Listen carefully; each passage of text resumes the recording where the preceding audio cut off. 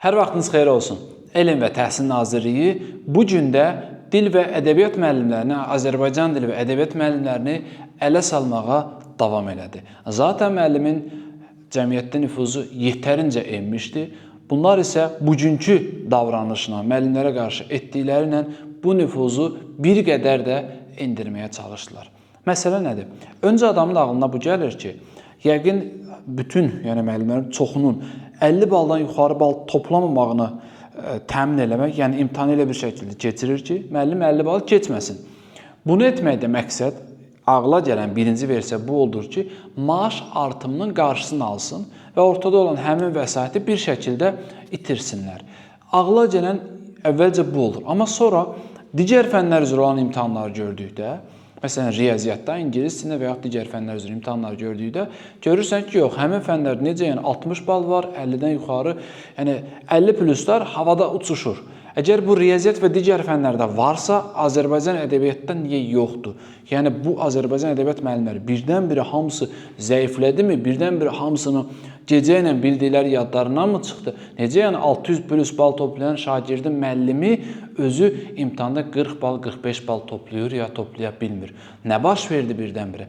Deməli, burada məqsəd qərəzli bir şəkildədir. Demək, Azərbaycan ədəbiyyatla bağlı məsul şəxslər ya burada bir qəsdlər var.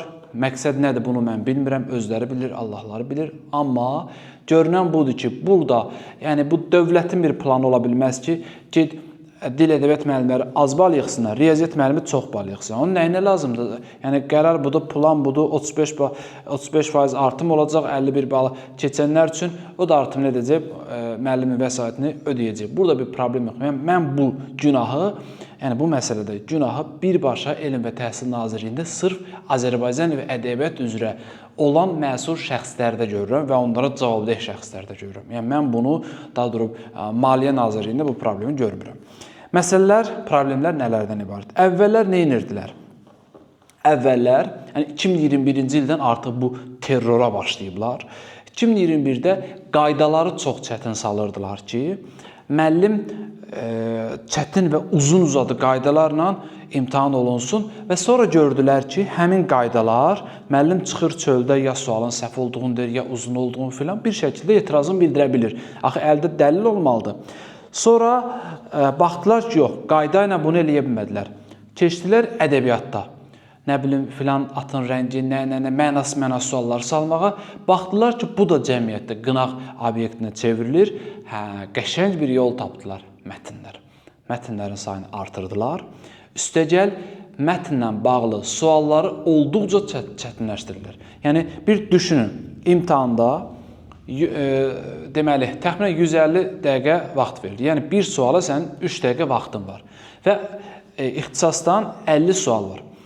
50 sualı, yəni normalda, məsələn, bir tərtibçi olaraq mən və yaxud MİQ imtahanda olan tərtibçi olsun, normal bir sualı hazırlamaq üçün ən azı 20 dəqiqə, yarım saat vaxt sərf edir. Yəni, bir gün ərzində ən yaxşı halda bir müəllim 10 dənə sual hazırlaya bilir. Deməli, 50 sual üçün 5 gün vaxt lazımdır. Üstəgəl bunun yoxlanması, redaktiyası filan 10 gün hardasa zaman alacaq bu. Düzdürmü?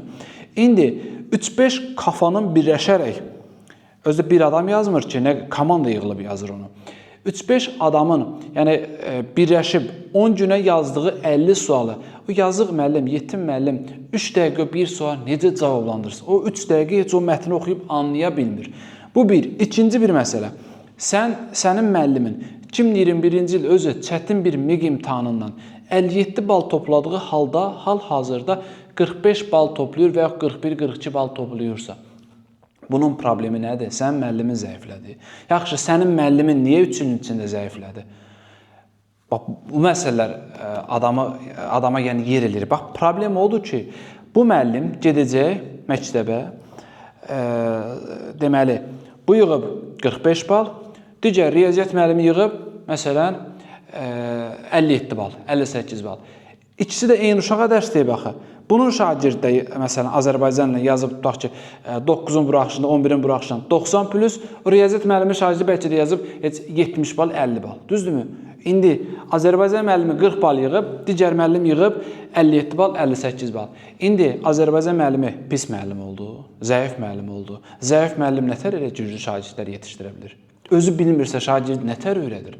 Sən bu şagirdi 9-cu sinif, 8-ci sinif uşağının dilinə, valideynin dilinə, dişinə niyə saldırırsan? Məqsədin nədir? Sizə xoş gəlir, yəni bir müəllimi, cəmiyyətin savadsız müəllimi, məktəbin savadsız müəllimi, özü 40 balı keçə bilməyən, 50 bal keçə bilməyən bir müəllim demələri, şagirdlərin yanında zəif görülən bir müəllimin olması sizə xoşmu gəlir? Məqsədiniz nədir? Müəllimləri əzələ mi göstərirsiniz? Özünüzü mü göstərirsiniz? Məqsədiniz nədir? Məqsəd nədir burada? Məqsəd nədir? Bilmirəm, hər halda bunun açıqlamasını özünüz verərsiniz və ar olsun o adamlara ki, həqiqətən ayıb olsun o adamlara ki, xüsusən sapı özümüzdən olan baltaları bir kişiliyiniz, şərəfiniz, qeyrətiniz olsun ki, çıxıb ən azından o söz deməyəsiniz ki, imtahan asan idi, bunun günahkarı kimlərdir, kimlərdir. Ay, ağıllı, bizə özün girər nəmin imtahana yazardın mı? Yaza bilməzdin. Söhbət bundan. Sadəcə mən indi öz ədəbimə, öz səviyyəmə, onların səviyyəsi özümü salıb durub artıq sözlər demək istəmirəm, amma deyilə biləcək ən artıqlardan daha artıqına layiq görsünlər özlərini. Çünki burada insan haqları, yəni insanların haqqı tapdanır, onlar ələ salınır. Sən çıxıb onların yanında olduğunu deməkdən çıxıb orada arsız hələ bir danışırlar da ki, asan idi bunun günahı nə? Yaxşı, asan idi. Çıxar ortaya bir 20 nəfər 57 plus. Riyaziyyatda olduğu kimi çıxar ortaya bir 20. Yaxşı, mən zəifəm yetişdirə bilməmişəm.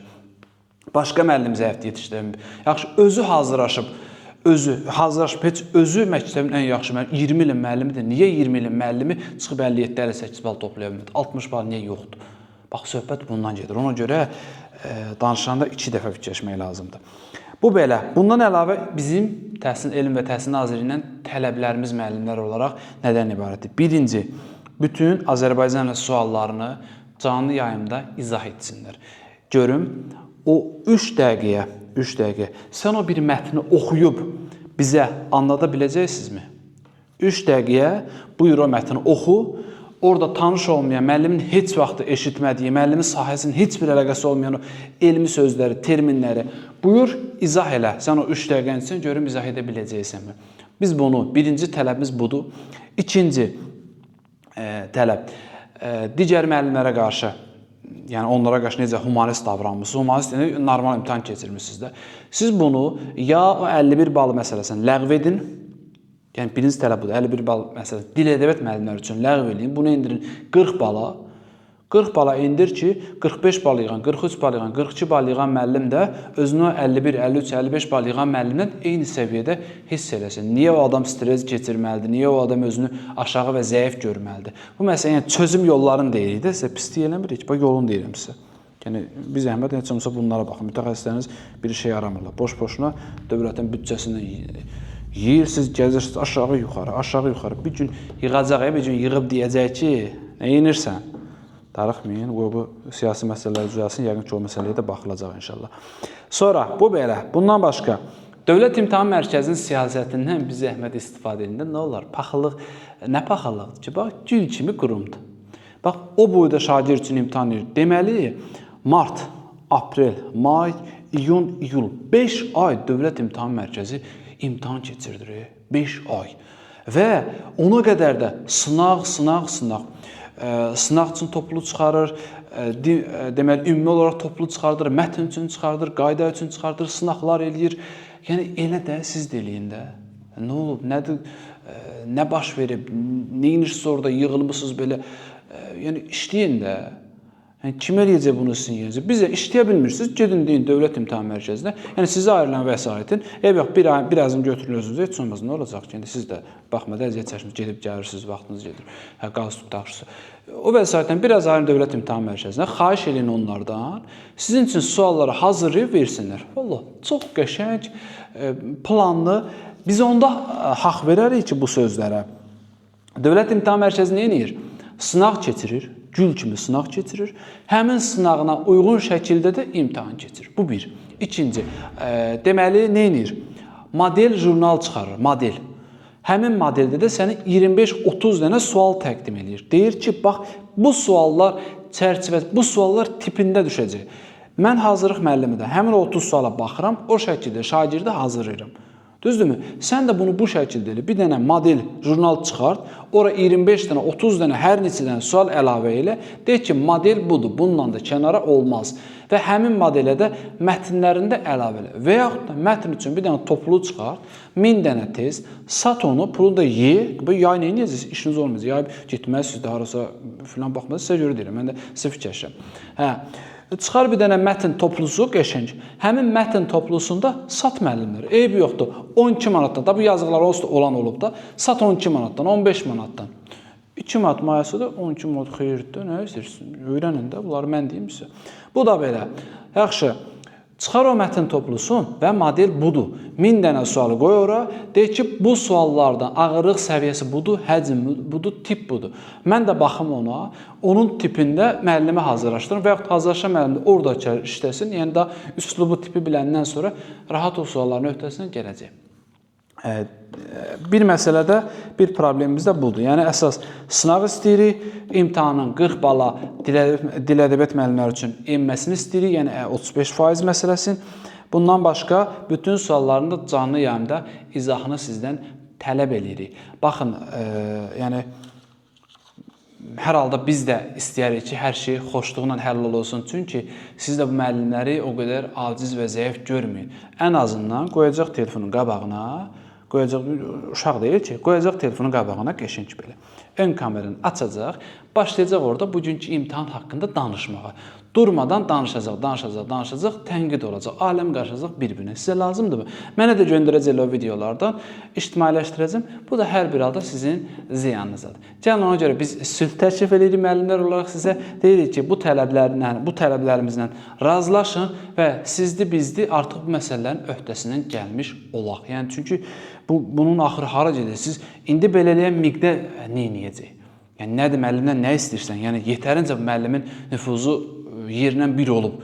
Hörmət qoyan yoxdur müəllimə. Məktəbdə uşağa bir dənə çıtma vura bilməzsən, valideyn gələr adamı tap deyər. Düzdür? Buradan nüfuzunu endirmirsən. Şagird yanında nüfuz yox, valideyn yanında nüfuz yox. Var bir-birinin yanında nüfuz olsun. Sən müəllimi 3 il vaxt verirsən, deyirsən get hazırlaş. Düzdür? Balasının boğazından kəsir o pulu, aparır hazırlığa, kitaba, ora, bura, ayda 100 manat, 150 manat, 200 manat sərf eləyir, hazırlaşır. Düzdür? Onu da təmin eləmirsən. Heç olmasa bu onda deyilər ki, sən müəllimin 3 il vaxt vermirsən də hazırlaşma. O 3 illik ona, 1 illik ona, ay 200 manatdan balansına pul köçür. Deyir ki, ged o bir ilə hazırlaş. Lap o kursu özün də təşkil elə. Yəni, bunların hamısı mümkündür. Sadəcə mən bunlarda bir qərəz görürəm. Yəni, ad verə bilmirəm, yenə deyirəm. Adam fikirləşə bilərdi ki, pul vermək istəmir yəqin müəllimə. Bu, pul vermək istəməmək məsələsi deyil. Niyə digər müəllimlərə bunu, müəllimlərə qarşı bu yoxdur? Dil ədəbiyyat müəllimlərinə qarşı bu qərəz və aqressiya var. Bilmirəm. Ona görə dəyərli müəllimlər, hamınıza səbr arzulayıram. Məncə susmayın və haqqınızı tələb edin. Haqsızlıq qarşısında susan dilsiz şeytana bənzəyir. Ona görə haqqınızı tələb edin və ümid edirəm ki, haqqınızı tələb etməyin də ən gözəl yolu sosial şəbəkə vasitəsilə müraciətlərinizi etmək. Amma məncə hələ bir müddət gözləyək, ən gözəli görək bu cəmaatın başına nə gələcək. Bu qədər müəllimlər sizlərə Allahdan səbr arzulayıram. Siz nə edəsiniz ki, gəlib dil ədəbiyyat müəllimi olmusunuz. Belə bilsəydiniz, gedib ingilisini seçərdiniz, 3-cü qrupdadır da. Ya da ki, başqa ixtisas seçərdiniz. Belə. Və videonun sonuna gəldik. Sağ olun.